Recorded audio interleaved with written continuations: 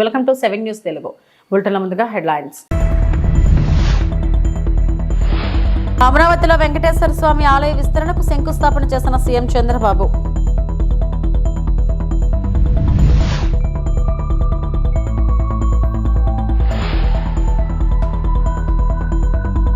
పులివెందుల పర్యటన ముగించుకున్న వైఎస్ఆర్సీపీ అధినేత మాజీ ముఖ్యమంత్రి వైఎస్ జగన్.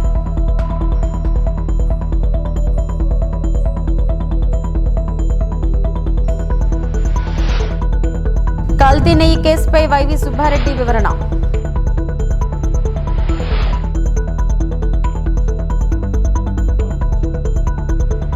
ప్రధానమంత్రి నరేంద్ర మోడీ ఈ రోజు ఉదయం 11 గంటలకు వీడియో కాన్ఫరెన్స్ ద్వారా భారత అంతరిక్ష startup Skyroot institute campus ను ప్రారంభించారు. ఉపగ్రహాలను కక్షలోకి ప్రవేశపెట్టగల సామర్థ్యం కలిగిన స్కై రూట్ యొక్క మొట్టమొదటి ఆర్బిటాల్ రాకెట్ విక్రమ్ 1 ని కూడా ఆయన ఆవిష్కరించనున్నారు. ఈ అత్యాధునిక సౌకర్యం ప్రతి నెల ఒక ఆర్బిటాల్ రాకెట్ ను నిర్మించగల సామర్థ్యంతో బహుళ ప్రయోగ వాహనాలను రూపొందించడం, అభివృద్ధి చేయడం, సమగ్రపరచడం మరియు పరిరక్షించడం కోసం దాదాపు 2 లక్షల చదరపు అడుగుల వర్క్ స్పేస్ ను కలిగి ఉంటుంది. స్కై రూట్ అనేది భారతదేశంలోని ప్రముఖ ప్రైవేట్ అంతరిక్ష సంస్థ. దీనిని పవన్ చంద్ర మరియు భారత్ ఢాకా స్థాపించారు. ఇద్దరు ఇండియన్ ఇన్స్టిట్యూట్స్ ఆఫ్ టెక్నాలజీ పూర్వ విద్యార్థులు మరియు ఇస్రో మాజీ శాస్త్రవేత్తలు వ్యవస్థాపకులుగా మారారు.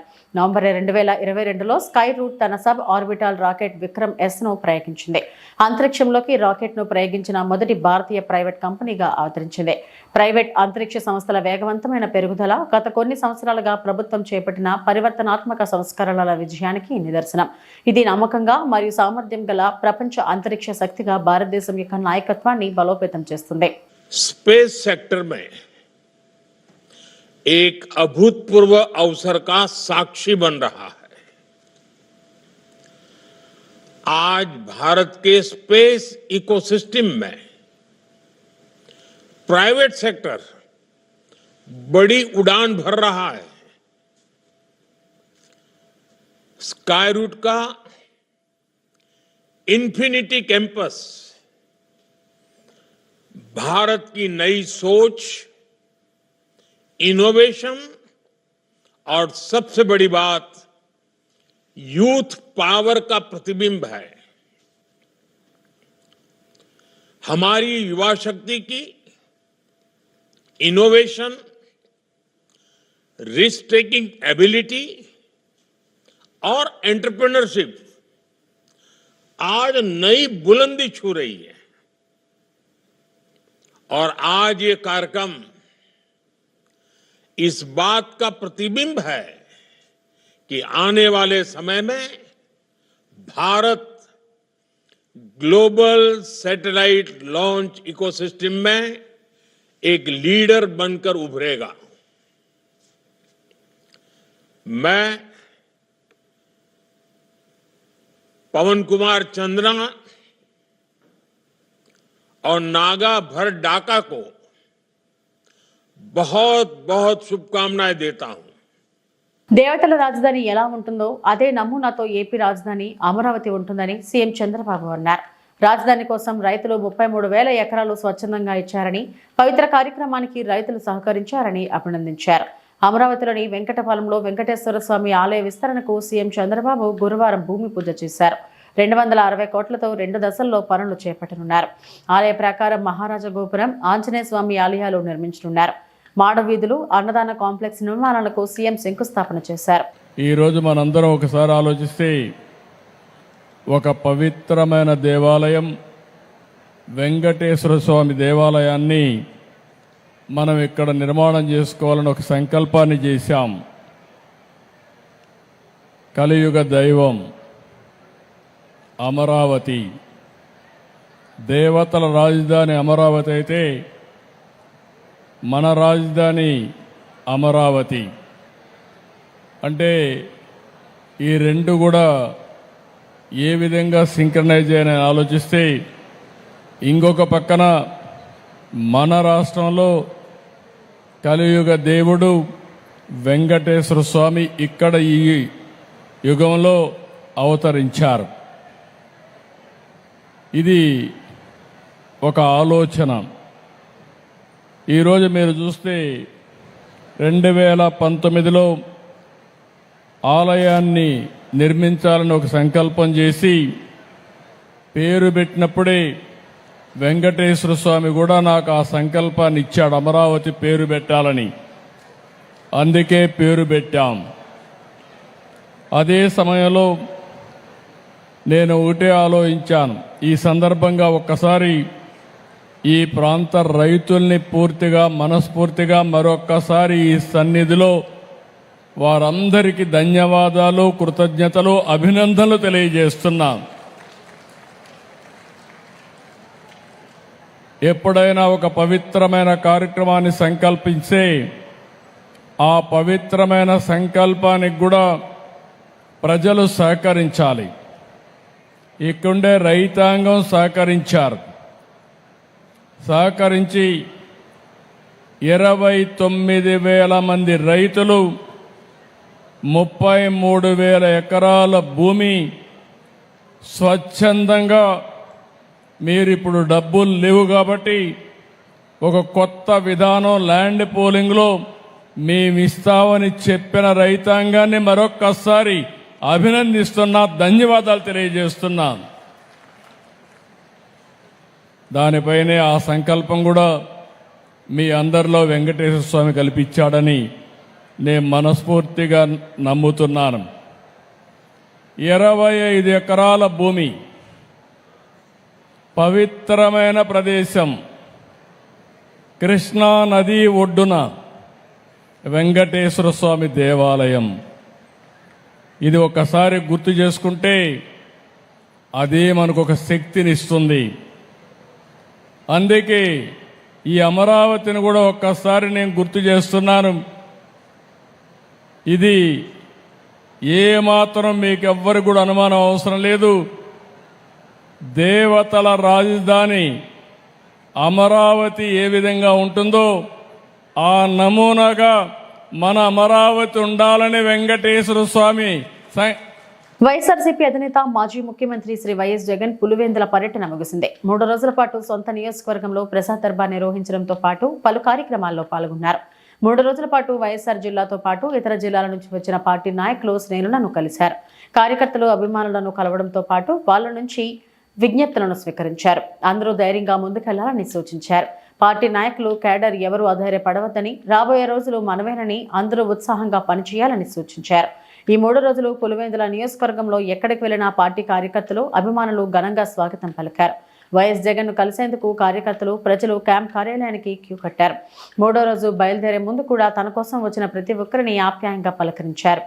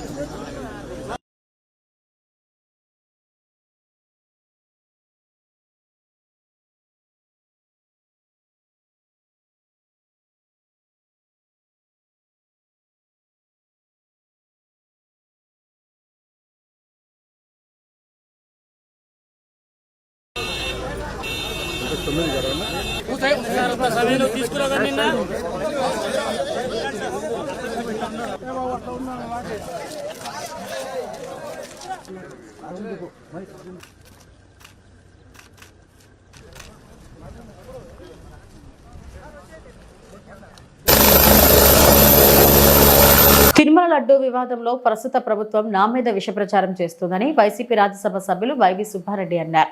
తిరుమల పవిత్రతకు భంగం కలుగుతుందని సుప్రీంకోర్టులో నేను పిటిషన్ దాఖలు చేశాను. కోట్లాది మంది హిందూ భక్తుల మనోభావాలు దెబ్బతినేలా పరిస్థితులు ఉన్నాయి. 20 కోట్ల లడ్డూలు కల్తీ నెయ్యితో తయారయ్యాయన్న ఆరోపణలలో వాస్తవం లేదని చెప్పుకొచ్చారు. అధిక ధరలతో నెయ్యిని కొనుగోలు చేశారన్న ఆరోపణలు నిజం కాదు. 2019-2024 హయాంలోనే కల్తీ జరిగిందని దర్యాప్తు చేస్తున్నారు. అంతకుముందు కూడా కల్తీ జరిగిందా, దర్యాప్తు జరగాలని వైవి సుబ్బారెడ్డి డిమాండ్ చేశారు. Laboratory proof or official confirmation. The SIT inquiry ordered by the Honorable Supreme Court is still underway. Yet the selective leaks and speculative figures are being circulated damaging TTD's reputation and deeply hurting the sentiments of devotees spread over all over the world. When claims first emerged with animal fat was being mixed in the prasadam, it was stated none other than the Chief Minister, Mr. Chandrababu Naidu, saying that during YSR Congress Party regime, in preparation of laddus, instead of cow ghee, animal fat is used. I immediately, because it went to viral and it is affecting the sentiments of crores of the devotees. So I immediately filed a writ petition in the public interest before the Honorable Supreme Court. Because protecting the Tirumala sanctity is a sacred responsibility. If I were guilty, why would I approach the Supreme Court myself? The Honorable Supreme Court has already cautioned political parties not to drag Tirumala into partisan narratives. Yet that warning continues to be ignored. Since SIT investigation is going on, even today there is no clarity on two basic issues. One, did the suspected ghee tankers were ever enter into preparation of laddu prasadams, which were supplied in June 24, as claimed by them? And was the animal fat were present or not in that 4 tankers? That not yet clarified by the SIT. SIT or TTD must answer this one clear sentence without any ambiguity, speculation or political spin. See, there was a robust system in TTD, be it YSR Congress Party regime or TDP regime, since years together. The system is every ghee tanker enters prasadam preparation undergoes mandatory TTD lab. Tanuku Surya దేవాలయం నూతన పాలకవర్గం అత్యంత ప్రతిష్టాత్మకంగా పనిచేయాలని పశ్చిమ గోదావరి జిల్లా తణుకు శాసనసభ్యులు ఆరుమిల్లి రాధాకృష్ణ అన్నారు. తణుకులో సూర్య దేవాలయం ఓ ప్రత్యేకమైన దేవాలయం అని ఆయన పేర్కొన్నారు. సూర్య దేవాలయం నూతన పాలకవర్గ ప్రమాణ స్వీకారోత్సవ సభలో ఆయన ముఖ్య అతిథిగా పాల్గొన్నారు. నూతన పాలకవర్గ అధ్యక్షులు గవని రామచంద్రరావు సభ్యులతో ఆలయ కార్యనిర్వహణ అధికారి ముత్యాల సత్యనారాయణ ప్రమాణ స్వీకారం చేయించారు. శాసనసభ్యులు రాధాకృష్ణ మాట్లాడుతూ గతంలో పనిచేసిన ఆలయ పాలకవర్గ అధ్యక్షులు సభ్యులు ఆలయ అభివృద్ధికి ఎంతగానో కృషి చేశారని అభినందించారు. నూతన పాలకవర్గం ఆధ్వర్యంలో మరింత అభివృద్ధి చెందాలని ఎమ్మెల్యే రాధాకృష్ణ అన్నారు.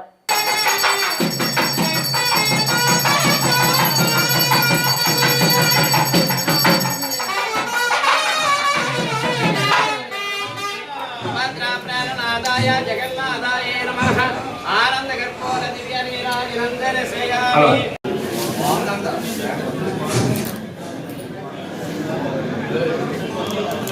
కొద్దిగా ఎదరకెళ్ళి దిగండి రా మేము మిస్ అవ్వం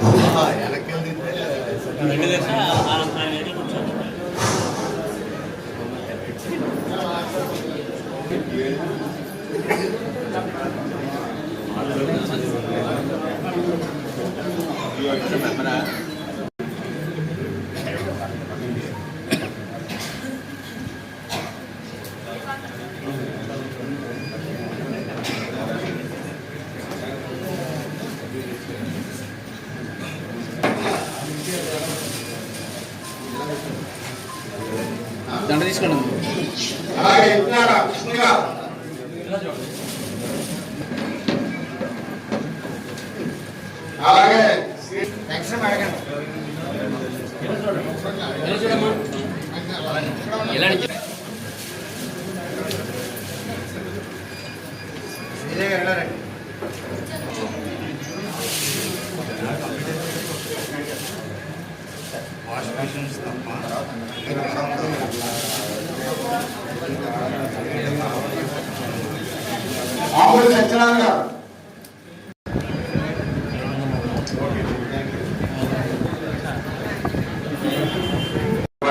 సూర్య దేవాలయం అనేది ప్రత్యేకంగా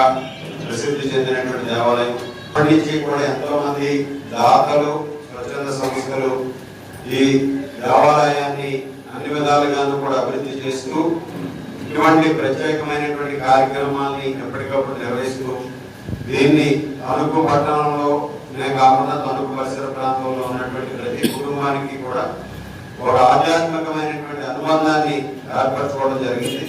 అటువంటి విశిష్టమైనటువంటి దేవాలయానికి మనకి గత 10 సంవత్సరాలుగా రాము గారు అందించినటువంటి సేవల్ని ఆయన అన్ని కూడా తానే దగ్గర నుంచి చూసుకుని మిగిలిన అనేక మంది దాతలు, అనేక మంది వాలంటీర్స్ సహకారంతో ఈ దేవాలయంలో ఏ కార్యక్రమం చేసినా దిగ్విజయంగా చేయడం జరిగింది.